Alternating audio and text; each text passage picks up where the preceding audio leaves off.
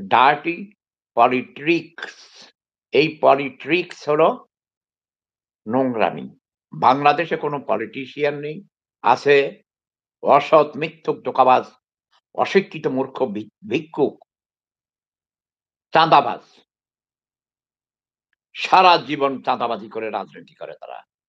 এরা গরিব, খারাপ ছাত্র ছিল, স্কুলের ব্যাক বেঞ্চার ছিল, ঢাকা গেল, দিল্লি গেল, লেখাপড়া পারে না।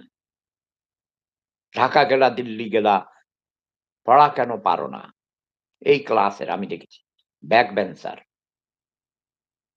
আমার কলেজ জীবনেও দেখেছি, বিশ্ববিদ্যালয় জীবনেও দেখেছি, শিক্ষকতা জীবনে দেখেছি, চাকরিজীবীর জীবনে দেখেছি।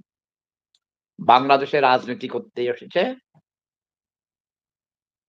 ব্যাক বেঞ্চার, স্কুল থেকে পলাতক, বিশ্ববিদ্যালয় থেকে বহিষ্কৃত।